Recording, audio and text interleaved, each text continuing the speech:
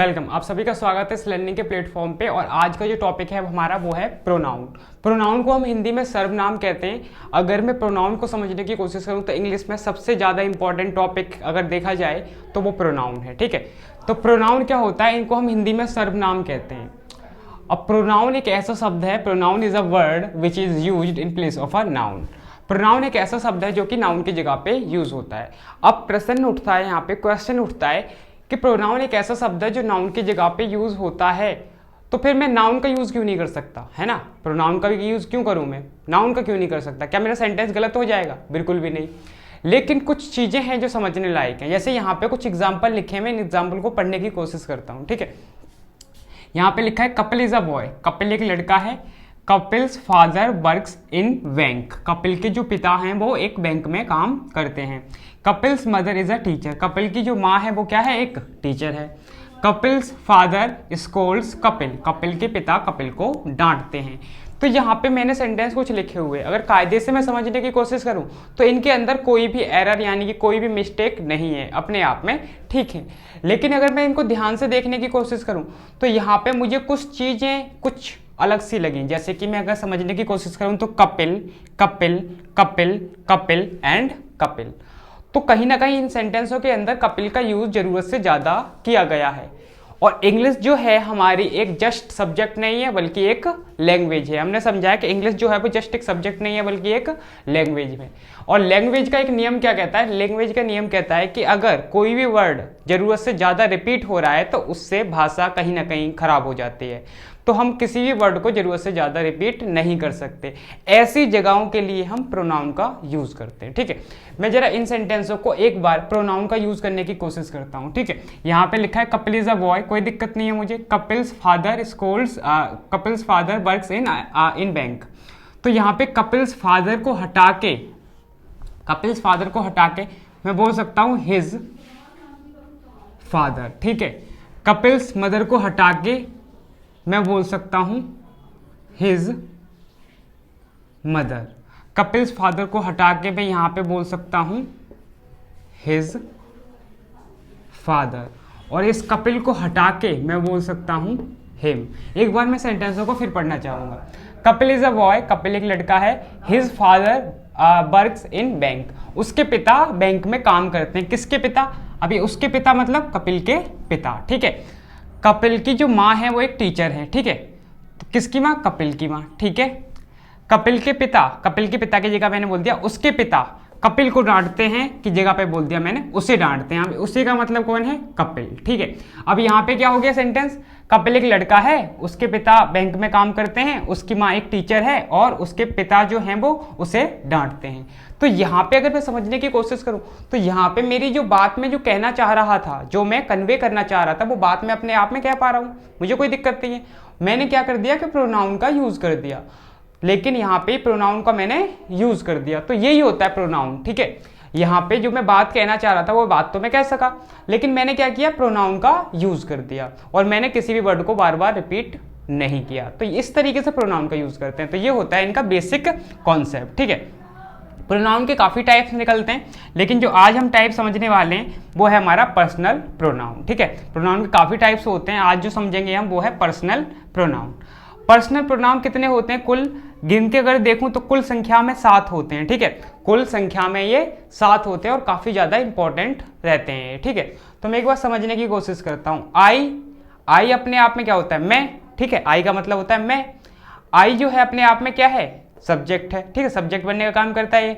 We क्या होता है? आई का प्लूरल होता है वी, यानी कि मैं 2-4 आई को इकट्ठा कर दूं तो किस में चेंज करना पड़ेगा मुझे? वी में। ठीक है, 2-4 आई इकट्ठे होके क्या बन जाता है? वी बन जाता है। ठीक है, अगला लिखा है यू। अगर यू को समझू तो मैं यू अपने आप में सिंगुलर रहता है, अपने आप में प्लूरल रहता है। ठीक है, अगर मेरी ये जो वीडियो है अगर आप एक देख रहे हो तो मैं बोल सकता हूँ यू, लेकिन आप 5-6 लोग देख रहे हो तो मैं क्या बोलूंगा? यू। ठीक है, तब भी मैं यू बोलूंगा। तो ये अपने आप में सिंगुलर रहता है, अपने आप में क्या रहता है? प्लूरल रहता है। और जो मेरा दे है, ये जो दे है ये अपने आप में क्या रहता है? प्लूरल रहता है। ठीक है, सी सिंगुलर रहता है लेकिन फेमिनिन के लिए यानी कि लड़की के लिए इसका यूज करते हैं। ही क्या रहता है? मेल के लिए रहता है। ठीक है, और इट जानवरों वगैरह के लिए रहता है और कभी कभी इंट्रोड्यूस भी करता है सब्जेक्ट को, ये हम बाद में समझेंगे। ठीक है, तो अगर मैं समझूँ इन्हें तो आई और वी जो हैं ये बनने का काम करते हैं स्पीकर, ठीक है, स्पीकर यानी कि बोलने वाला। यू जो है वो क्या बनने का काम करता है, लिसनर, यानी कि जो सुनने का काम करता है। आई और बी क्या करते हैं, बोलने का काम करते हैं, यानी कि स्पीकर हैं, ये लिसनर हैं। और अगर मैं इनको समझूं तो ये अपने आप में नॉन एक्टिव पर्सन रहते हैं, ठीक है, नॉन एक्टिव पर्सन, ठीक है, यानी कि ये जो है बातचीत में पार्टिसिपेट नहीं करते हैं। जैसे मैंने बोला कि मैं बोल रहा हूँ, ठीक है, मैं तुम्हें पढ़ा रहा हूँ, तुम्हें अपने आप में स्पीकर हो गया और तुम क्या हो गए, लिसनर हो गए, ठीक है, मैं बोल रहा हूँ तो मैं स्पीकर हो गया, तुम लिसनर हो गए, ठीक है। तो ये क्या हो गए, स्पीकर, लिसनर, और ये हमारे हो गए नॉन एक्टिव पर्सन। इतनी बात मुझे समझ में आ गई, ठीक है। अगर मैं आगे समझने की कोशिश करूं तो इनके कुछ केसेस होते हैं, ठीक है, इनके कुछ केसेस होते हैं। अगर मैं ध्यान से समझने की कोशिश करूं तो यहाँ पे तो जो लिस्ट है मेरी, ये मेरी है सब्जेक्टिव केसेस, ठीक है। ये जो मैंने यहाँ पे लिखे ये अपने आप में कौन से केसेस हैं, सब्जेक्टिव केसेस, और जो लास्ट में मैंने लिखे हैं ये अपने आप में क्या हैं, ऑब्जेक्टिव केसेस, ठीक है। सब्जेक्टिव केसेस, ऑब्जेक्टिव केसेस, ये टेंस का सब्जेक्ट बनने का काम करेंगे, ये टेंस का ऑब्जेक्ट बनने का काम करेंगे, ठीक है। इतनी बात मुझे समझ में आ गई। अगर मैं ध्यान से समझूं तो मैंने वर्ब को सभी समझाया है, ठीक है। अगर मैं वर्ब को थोड़ा बहुत समझने की कोशिश करूं तो ये जो मेरी वर्ब है, ठीक है, ये जो मेरी वर्ब है, वर्ब दो टाइप की होती है, एक हेल्पिंग और एक मेन, ठीक है। वर्ब जो होती है वो दो टाइप की होती है, एक होती है हेल्पिंग और एक होती है मेन। तो ये जो वर्ब है इससे पहले जो केस आएगा वो होगा बेटा सब्जेक्टिव केस। कौन सा केस होगा, सब्जेक्टिव केस। और इस वर्ब के बाद जो केस आएगा मेरा वो होगा ऑब्जेक्टिव केस, ठीक है। यानी अगर कोई वर्ब है उससे पहले अगर मुझे कुछ लिखना है प्रोनाउन में से तो मैं ये वाले यूज करूंगा, और वर्ब के बाद अगर मुझे लिखना है तो मैं ये वाले यूज करूंगा, ठीक है। कोई दिक्कत तो नहीं है ना इसमें, सब्जेक्टिव केस और ऑब्जेक्टिव केस। अब इसी तरीके से मैं यहाँ पे कुछ क्वेश्चंस को अटेम्प्ट करने की कोशिश करता हूँ, ठीक है।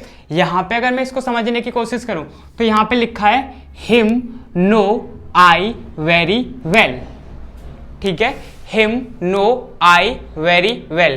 क्या सेंटेंस के अंदर कोई दिक्कत?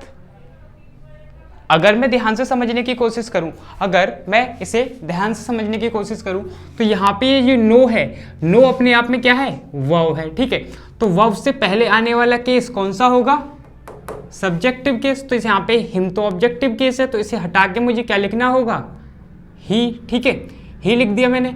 अब वर्ब के बाद आने वाला केस कौन सा होगा, ऑब्जेक्टिव केस, यानी कि इधर वाला। तो आई तो सब्जेक्टिव केस है, तो मुझे क्या चाहिए, मी चाहिए। तो ठीक है, इसको हटा के मुझे क्या लिखना होगा, मी लिखना होगा, ठीक है। बात आगे समझ में, वर्ब के बाद ऑब्जेक्टिव केस, वर्ब से पहले सब्जेक्टिव केस। अगला क्वेश्चन, अगला लिखा है यहाँ पे them has to teach we, ठीक है। अगर मैं इस हैज टू को समझूं, ये हैज अपने आप में एक हेल्पिंग वर्ब है, ठीक है। तो वर्ब तो है, हेल्पिंग हो या फिर मेन हो, वर्ब तो है, तो वर्ब से पहले हमेशा सब्जेक्टिव केस रहता है। तो इस देम को हटा के मुझे क्या लिखना होगा, दे, ठीक है, दे लिखा मैंने। अब मैंने दे लिखा तो दे क्या है, अपने आप में प्लूरल सब्जेक्ट है, तो इसके हिसाब से इस हेल्पिंग वर्ब को भी मुझे यहाँ से हटाना होगा और मुझे लिखना होगा हैव, ठीक है। They have to teach us, ये मेरी अगर मैं इसे वर्ब मान लूँ तो इसके बाद ऑब्जेक्टिव केस, तो इसे हटा के मुझे लिखना होगा अस। कोई दिक्कत? मेरे हिसाब से कोई दिक्कत नहीं होनी चाहिए, ठीक है। बात आगे समझ में, सब्जेक्टिव केस, ऑब्जेक्टिव केस। अगला क्वेश्चन, अगला लिखा है Ram knows Kapil and I, ठीक है। Ram knows Kapil and I, तो यहाँ पे समझूं तो ये मेरा वर्ब हो गया, और वर्ब से पहले कौन सा केस आता है, सब्जेक्टिव केस। हमने समझा है शायद नाउन में, नाउन जो है हमारे टेंस के अंदर दो फंक्शन कर सकता है, वो सब्जेक्ट बन सकता है और ऑब्जेक्ट बनता है, ठीक है। सब्जेक्ट बनता है और क्या बनता है, ऑब्जेक्ट बनता है। तो यहाँ पे अगर मैं राम को समझूं तो राम अपने आप में प्रॉपर नाउन है, ठीक है। राम अपने आप में कौन सा नाउन है, प्रॉपर नाउन है, तो यानी कि ये तो ठीक है, सब्जेक्ट बनने का काम कर सकता है। ये मेरी वर्ब है, ठीक है। और वर्ब के बाद जो आएगा वो कौन सा केस होगा, ऑब्जेक्टिव केस। तो कपिल भी अपने आप में नाउन है, ठीक है, कपिल भी अपने आप में क्या है, नाउन। तो नाउन क्या होता है, ऑब्जेक्टिव बनने का काम कर सकता है, तो यहाँ पे ये ऑब्जेक्ट का काम कर रहा है, ठीक है। लेकिन अगर मैं ध्यान से समझूं तो यहाँ पे एक एंड का जिक्र किया गया है, यहाँ पे इस एंड का। अगर मैं इस एंड को समझूं तो एंड अपने आप में बेटा एक कंजक्शन होता है, ठीक है। एंड जो है अपने आप में क्या है, एक कंजक्शन। और कंजक्शन क्या होते हैं, कनेक्टिंग वर्ड्स होते हैं, यानी कि जोड़ने का काम करते हैं। तो एंड की एक विशेषता होती है बेटा, एंड जो होता है ना, एंड की एक खास बात होती है। क्या खास बात होती है, कि कभी भी एंड मिले आपको, ठीक है, कभी भी आपको एंड लिखा हुआ मिले तो एंड का एक नियम होता है कि इससे पहले जो केस होगा इसके बाद भी वही केस होगा। यानी कि यहाँ पे अगर मेरा सब्जेक्टिव केस है तो यहाँ पे भी मुझे क्या चाहिए, सब्जेक्टिव केस। अगर मेरा यहाँ पे ऑब्जेक्टिव केस है तो मुझे यहाँ क्या चाहिए, ऑब्जेक्टिव केस। ठीक है, तो यहाँ पे देखूं ये नाउन है या फिर प्रोनाउन है, फर्क नहीं पड़ता। ठीक है, यहाँ पे काम क्या कर रहा है, यहाँ पे ऑब्जेक्ट बनने का काम कर रहा है, तो एंड से पहले जो केस आया एंड के बाद भी वही केस आएगा। ठीक है, तो यहाँ पे ऑब्जेक्ट है तो इस आई को हटा के मुझे मी में कन्वर्ट करना पड़ेगा। ठीक है, यहाँ तक बात आ रही है समझ में। मेरा अगला सेंटेंस लिखा है Ram except I am doing this. अगर मैं सेंटेंस को समझूँ तो यहाँ पे एक नया वर्ड आया जैसे बोलना एक्सेप्ट। ठीक है, इस एक्सेप्ट को मैं समझना चाहूँगा। मैं ये जो एक्सेप्ट है ना, ये जो मेरा एक्सेप्ट है, ये अपने आप में एक प्रेपोजिशन होता है। ठीक है, ये क्या होता है अपने आप में, प्रेपोजिशन। और प्रेपोजिशन का एक नियम होता है कि प्रेपोजिशन के बाद जो केस आता है वो हमेशा ऑब्जेक्टिव केस होता है। ठीक है, कौन सा केस होता है, ऑब्जेक्टिव केस। प्रेपोजिशन के बाद जो भी वर्ड आएगा वो अपने आप में कौन सा केस होगा, ऑब्जेक्टिव केस होगा। तो अगर मैं ध्यान से समझने की कोशिश करूं तो यहाँ पे लिखा है Ram except I am doing this. ठीक है, तो यहाँ पे देखूं अगर मेरा ये प्रेपोजिशन है तो प्रेपोजिशन के बाद आने वाला ऑब्जेक्टिव केस होना चाहिए। ठीक है, तो ऑब्जेक्टिव केस यहाँ पे मुझे मी लिखना चाहिए। अगर मैं मी लिखूंगा यहाँ पे, अगर मैं यहाँ पे मी लिखता हूँ तो इस आई का एम से तो कोई लेना देना नहीं रहा, क्योंकि हम जब भी हेल्पिंग वर्ब लगाते हैं वो हमेशा हम ऑब्जेक्ट के हिसाब से तो लगाते नहीं है। ठीक है, जब भी हम हेल्पिंग वर्ब लगाते हैं वो लगाते हैं हम सब्जेक्ट के हिसाब से। तो यहाँ पे जो आई था ये तो ऑब्जेक्ट निकला। ठीक है, तो यहाँ पे इस एम को भी गलत करना होगा मुझे। ठीक है ना, इस एम को भी गलत करना होगा क्योंकि ये इसका सब्जेक्ट नहीं, इसका सब्जेक्ट क्या है, राम। तो राम के हिसाब से अगर मैं देखूं तो यहाँ पे मुझे क्या लिखना चाहिए, इज। ठीक है, Ram except me is doing this. ठीक है, अभी बात अपने आप में ठीक हो गई। अगला सेंटेंस लिखा है they went there without she and he. ठीक है, they went there without she and he. तो अगर मैं यहाँ पे समझने की कोशिश करूं तो ये अपने आप में वर्ब है, वर्ब से पहले आने वाला सब्जेक्टिव केस दे अपने आप में ठीक है। ठीक है, यहाँ पे क्या है, एडवर्ब है। अगर मैं देखूं तो विदाउट, विदाउट अपने आप में एक प्रेपोजिशन है। ठीक है, विदाउट अपने आप में क्या है, प्रेपोजिशन। तो प्रेपोजिशन के बाद आने वाला केस कौन सा होगा, ऑब्जेक्टिव केस। तो यहाँ से इसे हटा के मुझे क्या लिखना होगा, हर। ठीक है, एंड फिर से आ गया। अब ये भी समझा था हमने, एंड से पहले जो केस एंड के बाद वो केस। अगर यहाँ पे ऑब्जेक्टिव केस तो इसके बाद भी ऑब्जेक्टिव केस, यानी कि यहाँ पे भी लिखूंगा मैं हिम। ठीक है, अगला एग्जाम्पल, अगला लिखा है today it is easy task. ठीक है, today it is easy task. तो यहाँ पे अगर मैं देखूं तो ये टू अपने आप में प्रेपोजिशन हो गया। अगर ये प्रेपोजिशन हो गया तो इसके बाद आने वाला केस ऑब्जेक्टिव होना चाहिए। तो यहाँ पे हटा के मैं क्या लिखना चाहिए मुझे, them. To them it is easy task. ठीक है, अगर आप चाहें तो आप इसे यहाँ पे भी रख सकते हैं। ठीक है, पूरा उठा के सेंटेंस आप इधर भी रख सकते हो। अगला लिखा है teacher scolded Suman with they. Simple सी बात है, टीचर अपने आप में सब्जेक्ट हो गया, वर्ब हो गया, ऑब्जेक्ट हुआ, विद प्रेपोजिशन है, प्रेपोजिशन के बाद आने वाला ऑब्जेक्टिव केस। तो यहाँ पे हटा के मुझे क्या लिखना होगा, देम लिखना होगा। ठीक है, बात आ रही है समझ में। तो ये मेरा ऑब्जेक्टिव केस हो गया। ठीक है, तो ये प्रेपोजिशन के बाद हमेशा ऑब्जेक्टिव केस आते हैं, हमने अभी भी समझा है। अगला एग्जांपल जरा देख लेता हूं मैं। ठीक है, यहाँ पे लिखा है हिम नोज कपिल वेल। बेटा सिंपल सी बात है, ये मेरी अगर वर्ब है तो वर्ब से पहले आने वाला सब्जेक्टिव केस होना चाहिए, यानी कि इस हिम को हटा के मुझे क्या लिखना चाहिए, ही। ठीक है, ही के हिसाब से नोज। ठीक है, मुकुल अपने आप में नाउन है और नाउन को मैंने समझा है कि नाउन अपने आप में सब्जेक्ट बन सकता है और अपने आप में क्या बन सकता है, ऑब्जेक्ट बन सकता है। तो यहाँ पे ऑब्जेक्ट बनने का काम कर रहा है। वेल अपने आप में एडवर्ब है तो कोई दिक्कत नहीं है इसमें। ठीक है, बस यही दिक्कत थी, यानी कि ये एक एरर थी, उसके बाद कोई एरर नहीं है। आगे लिखा है दे। ठीक है, स्कोल्डेड अपने आप में वर्ब है तो वर्ब से पहले सब्जेक्टिव केस, दे अपने आप में बिल्कुल ठीक है, राम अपने आप में ठीक है, श्याम अपने आप में ठीक है। ठीक है, तो राम और श्याम अपने आप में अगर वर्ब के बाद यूज हो रहे हैं तो अपने आप में क्या हो गए, ऑब्जेक्ट हो गए। ठीक है, तो यहाँ पे एंड से जुड़े हुए हैं तो एंड अपने आप में क्या लेता है, जो केस पहले होगा वो केस बाद में होगा, यानी कि यहाँ पे मी।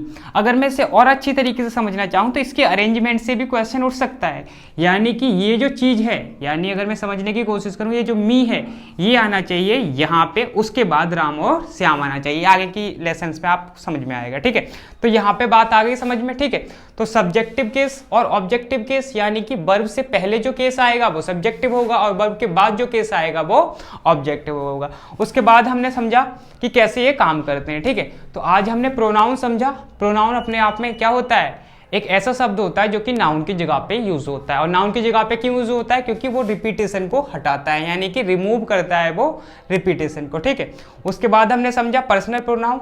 हमने समझा सब्जेक्टिव केस, हमने समझे ऑब्जेक्टिव केस, इनका यूज कैसे होता है वो भी हमने यहाँ पे समझा, ठीक है। प्रपोजिशन के बाद आने वाला ऑब्जेक्टिव केस होता है, एंड से पहले जो केस है एंड के बाद वो केस होता है, ठीक है। वर्ब से पहले सब्जेक्टिव केस, वर्ब के बाद ऑब्जेक्टिव केस।